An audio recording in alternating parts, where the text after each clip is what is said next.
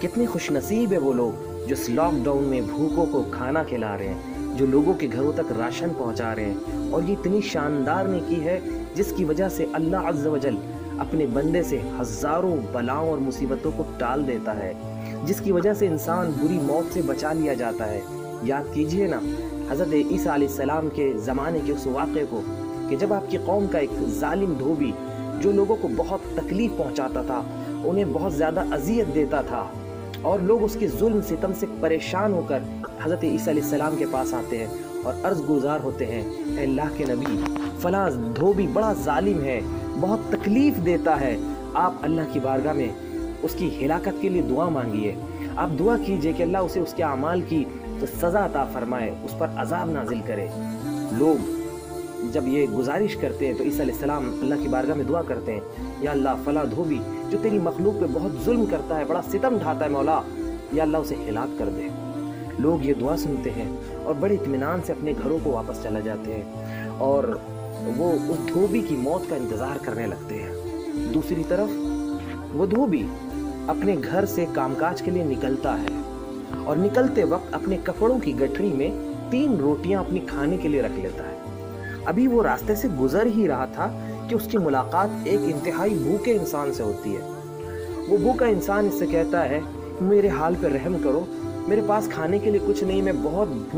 مجھے بہت زیادہ بھوک ستا رہی ہے، مجھے کچھ کھانے کے لیے دے دو۔ تو یہ دھوبی اسے وہی 3 روٹیاں جو اس نے اپنے لیے رکھی تھی، وہ 3 روٹیاں اس بھوکے انسان کو دے دیتا ہے۔ جب اس کی غذا کا بندوبست ہو جاتا ہے تو پھر اس کے دل سے دعا نکلتی ہے، وہ کہتا ہے، اللہ تجھے ہر بلا سے محفوظ فرمائے، اللہ تجھے توبہ کی توفیق عطا فرمائے۔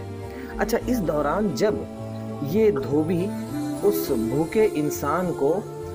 روٹیاں دے رہا تھا، اسی دوران ایک انتہائی زہریلا سانپ اس کے کپڑوں کی گٹری میں چھپ جاتا ہے، اور کچھ دیر کے بعد جب وہ دھوبی اس گٹھری میں ہاتھ داخل کرتا ہے کپڑے وغیرہ نکالنے کے لیے، تو وہی سانپ، وہ زہریلا سانپ اسے ڈسنے کی کوشش کرتا ہے، لیکن ڈس نہیں پاتا، اس لیے کہ اللہ عز و جل اس ایک فرشتے کو بھیجتا ہے جو اس زہریلے سانپ کے منہ پر سل لگا دیتا ہے۔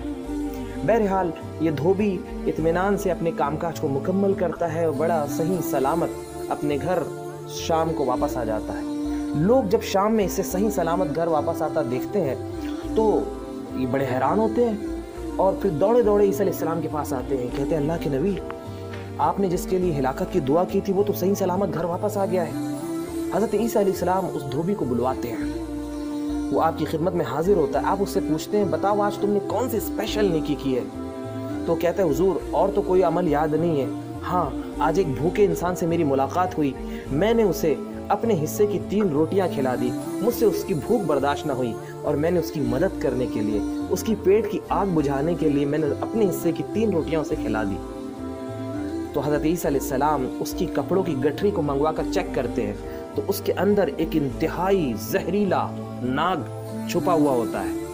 آپ اس سانپ سے پوچھتے ہیں کہ بتاؤ تم نے اسے ڈسا کیوں نہیں، تم نے اسے ہلاک کیوں نہیں کیا؟ وہ کہتا ہے، حضور اللہ تعالیٰ نے تو آپ کی دعا قبول فرمائی، اللہ تعالیٰ نے مجھے اسے ہلاک کرنے کے لیے ہی بھیجا تھا، لیکن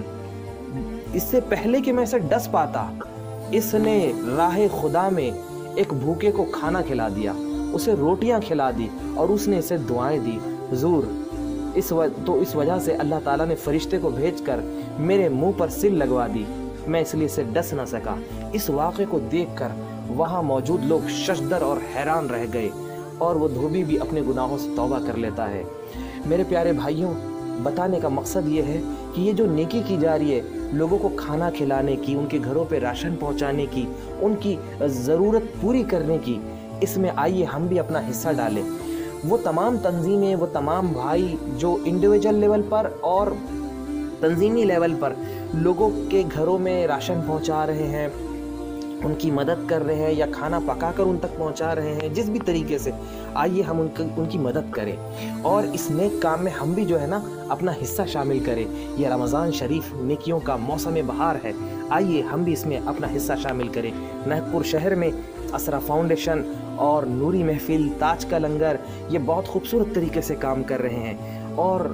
بہت ہی ضرورت مند گھرانوں میں مدد پہنچائی جا رہی ہے. ایسے ایسے گھر موجود ہے جہاں علاج کے لیے پیسہ نہیں، جہاں بچوں کے دودھ تک کے لیے پیسے نہیں ہیں. آئیے ہم ان گھرانوں تک مدد پہنچائیں اور اللہ رب العالمین کو راضی کرنے کی کوشش